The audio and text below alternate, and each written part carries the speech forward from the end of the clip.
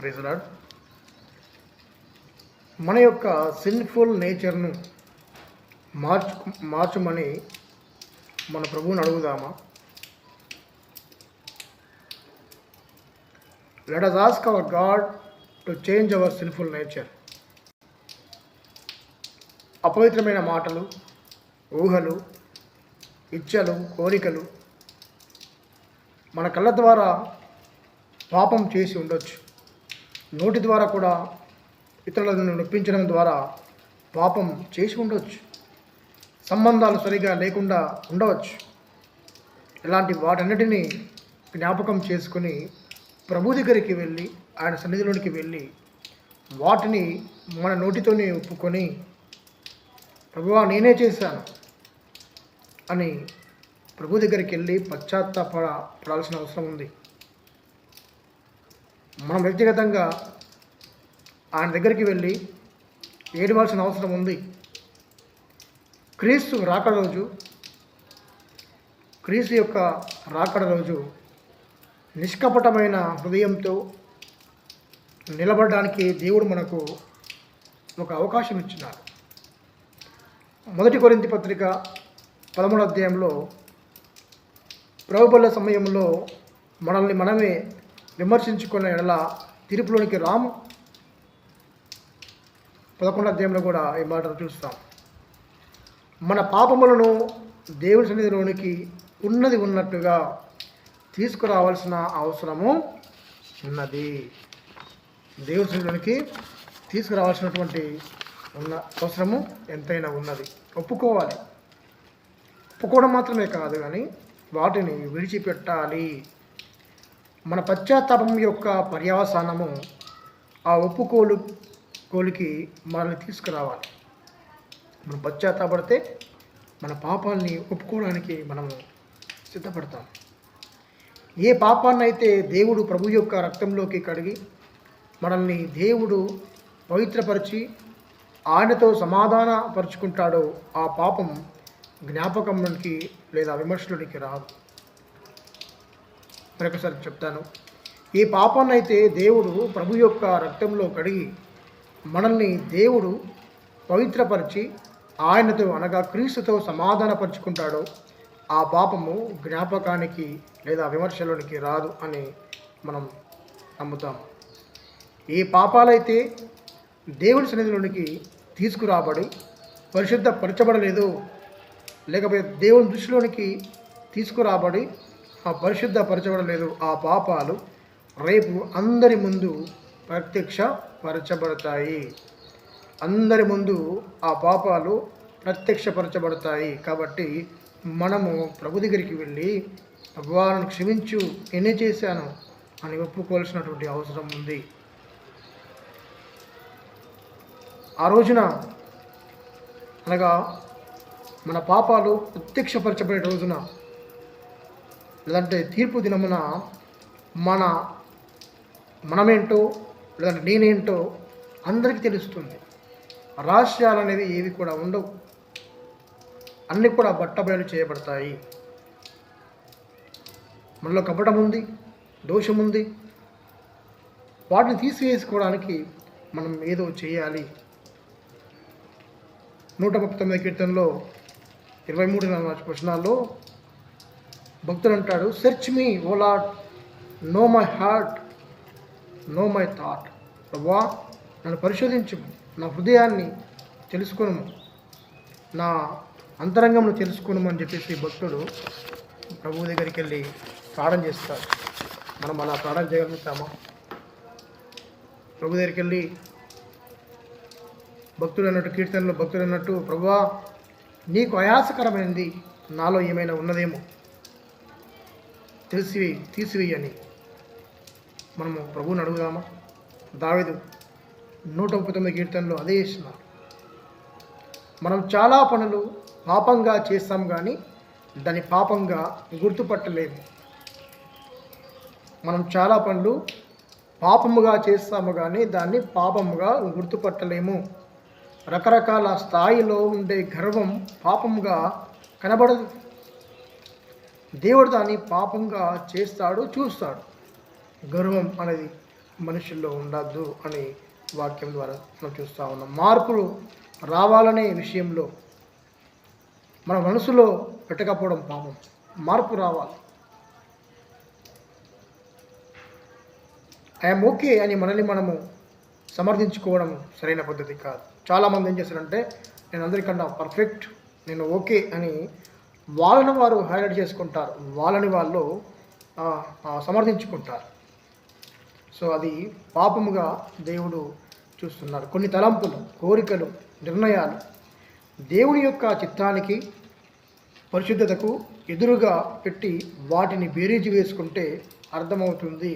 నీకు కూడా అర్థమవుతుంది. నీకు అర్థమవుతుందా? మనల్ని మనం చెక్ చేసుకోవాలి, బేరీజు వేసుకోవాలి. లేకపోతే పాపాన్ని మనం పసిగట్టలేము. ప్రభు దగ్గరికి వెళ్ళి మనము అడగలేము. పాపాన్ని పసిగట్టడం నేర్చుకోవాలి. నాలో ఏమైతే పాపం ఉందో దాన్ని చూసుకోవడమో, తెలుసుకోవడమో, నేను అర్థం చేసుకోవడానికి ప్రయత్నం చేయాలి. పసిగట్టడం అలవాటు చేసుకోవాలి. ఈ అభ్యాసం అనేది విశ్వాసులకు చాలా అవసరం. ఇంకొక ప్రాముఖ్యమైన విషయం ఏంటంటే పాపం అయ్యుండి కూడా పాపముగా కనబడని చతురమైన కొన్ని విషయాలు మన జీవితంలో ఉంటాయి. యాక్చువల్గా అవి పాపముగానే ఉంటాయి, కానీ మనకు పాపముగా బయటికి కనిపించు. అది మన ప్రోగ్రెస్ని స్టాప్ చేస్తుంది. అంటే మన డెవలప్మెంట్ని, ప్రభు దగ్గరికి మనల్ని నడిపించేటువంటి విషయంలో చిత్రమైనటువంటి కొన్ని పాపాలు మనల్ని దేవునికి దూరంగా నెట్టుకొని వెళ్తూ ఉంటాయి. సాధారణంగా మనం చూస్తే పాపంగా కనిపించేవి మనకు, కానీ నిజంగా పాపాలే, కానీ అవి మనల్ని దేవునికి దూరంగా తీసుకొని వెళ్తూ ఉంటాయి. మన యొక్క ప్రోగ్రెస్ను దినదినం అవి తగ్గిస్తూ ఉంటాయి.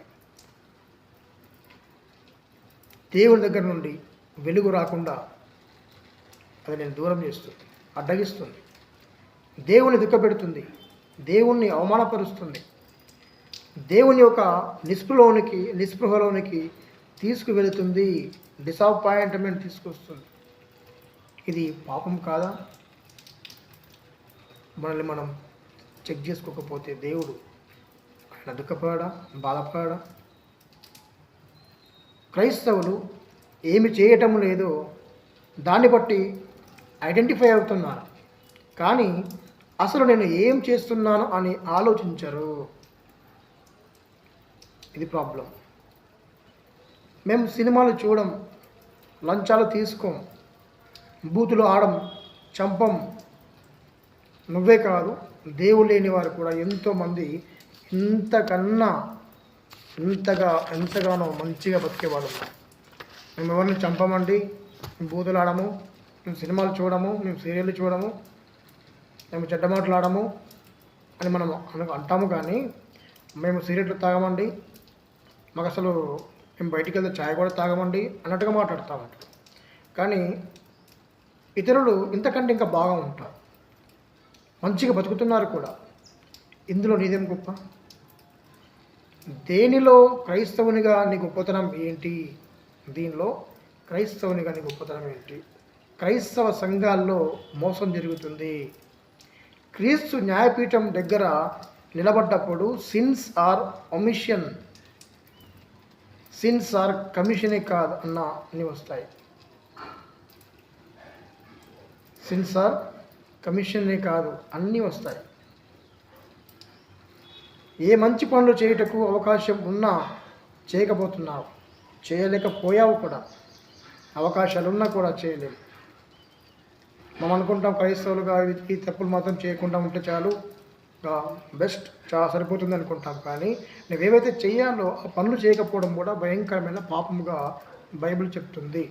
Sin is nothing but doing error, not only doing error, it is sin we are not doing good. నువ్వు మంచి చేయకపోతే కూడా పాపం. నీకు అవకాశం ఉంది, నీకు మంచి పనులు చేసేటువంటి అవకాశం ఉంది, లేకపోతే ఇతరులకు సాయం చేసేటువంటి అవకాశం ఉంది, లేకపోతే ఇతరుల్ని ప్రేమించేటువంటి అవకాశం ఉంది. కానీ నువ్వు ప్రేమించలేకపోతున్నావు. మనుషుల్ని అసహించుకోవడం మాత్రమే కాదు, ప్రేమించడం కూడా లేదు. లేదని నేను అసహించుకోవట్లేదండి, వారు తిట్టట్లేదండి, వారికి దూరంగా ఉంటున్నానండి కాదు. మనుషుల్ని ప్రేమించకపోవడం కూడా పాపం. ఏమి చేయాలో అది చేయకపోవడం కూడా పాపమే. చేయింది చేయడం పాపం అని కాదు, ఏది చేయాలో అది చేయకపోవడం కూడా పాపమే అని బైబిల్ చెప్తుంది.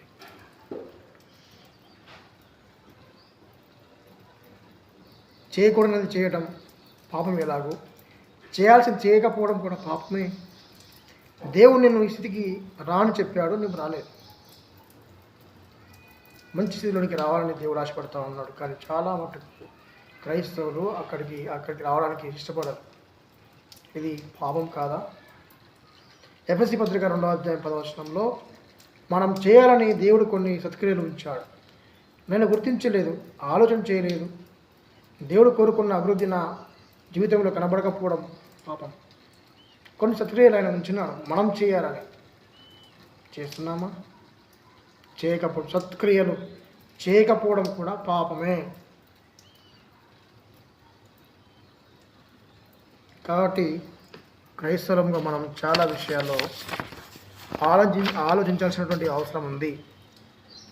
మనుషుల్ని ప్రేమించేట అంతగా మనం ప్రేమించకపోవడం కూడా పాపం.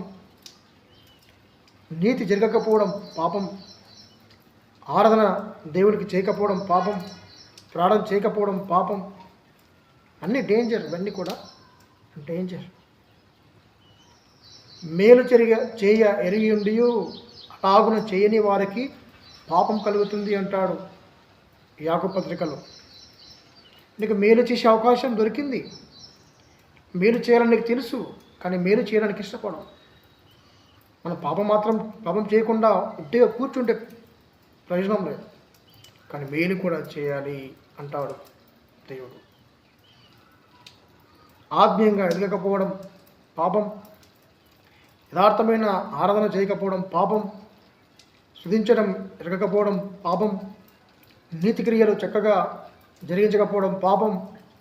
మన అభిప్రాయాల్లో, విలువల్లో, దృక్పథాల్లో, జీవన శైలిలో మార్పు లేకపోతే అది కూడా పాపం. నీకు దేవుడు ఎంత బాగా అర్థమయ్యాడు, నీలో ఎంత అభివృద్ధి వచ్చిందో చూడు ఒకసారి. చూడకపోతే పాపం మనల్ని ఎంతగానో నాశనం చేస్తుంది. ఆయన నా గురించి, నీ గురించి ఎంతో ఎక్స్పెక్ట్ చేశాడు, చాలా ఎక్స్పెక్ట్ చేశాడు. ఆయన నిన్ను వాడుకుందాం అనుకున్నాడు. నువ్వు ఎప్పుడు దేవుని దొరకవు కదా,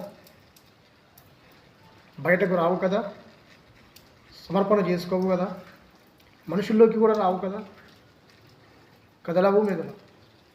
పాపం కాదా ఇది? మన కుటుంబం గురించిన అవేర్నెస్ ఉండాలి. నేను చేసిన తప్పుల వల్ల నా కుటుంబం సఫర్ కాకూడదు. ఒకవేళ సఫర్ అవుతుందంటే అది పాపం. అస్తమానం బైబిల్ చదివి వాక్యం యొక్క ప్రభావం మన జీవితంలో మనం చూపించకపోతే పాపం. దేవుడిచ్చిన వాటిని వాడుకోకపోతే పాపం. ప్రతి వాడికి వాని సామర్థ్యం చొప్పున ఇస్తాడు ఆయన. సోమర్తనం కూడా పాపం.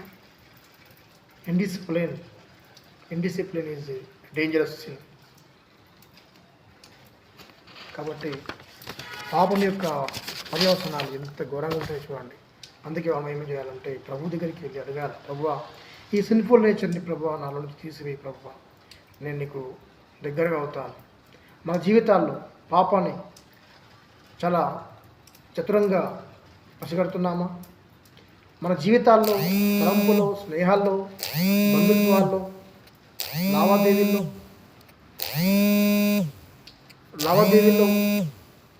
మనం ఖర్చు పెట్టే విషయంలో ఇలా ప్రణాళికలు వేసుకుంటున్నాం. వేషధారణ, మన నటన జీవితం అంతా కూడా పరలోకంలో రివీల్ అవుతుంది. God reveals hour actions in heaven.